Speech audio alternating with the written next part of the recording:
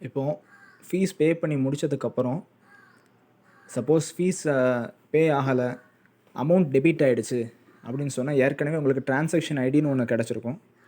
அதை நோட் பண்ண வைக்க சொல்லியிருந்தேன்.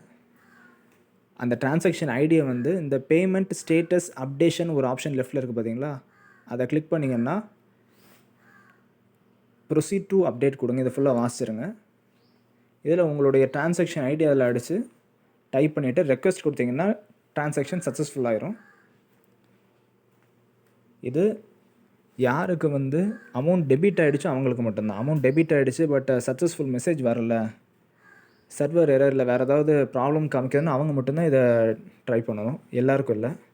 இப்போ ஃபீஸ் பே பண்ணி முடித்ததுக்கப்புறம் ரெசிப்ட் ரீப்ரிண்ட்டுன்னு ஒரு ஆப்ஷன் இருக்குல்ல, அதை சூஸ் பண்ணுங்கள். ஃபீஸ் பே பண்ணிட்டீங்க அப்படின்னு சொன்னால் இதில் உங்களோட ஃபீஸ் எவ்வளவு பே பண்ணியிருக்கீங்க, எந்த டேட்டில் பே பண்ணியிருக்கீங்க, எந்த அகாடமிக் இயர், அதெல்லாம் டிஸ்பிளே ஆயிரும். அது பக்கத்துலேயே பிரிண்ட்னு ஆப்ஷன் இருக்கும். அதை நீங்கள் கிளிக் பண்ணி உங்களுடைய ஃபீஸை வந்து ரெசிப்ட் பிரிண்ட் எடுத்துக்கலாம்.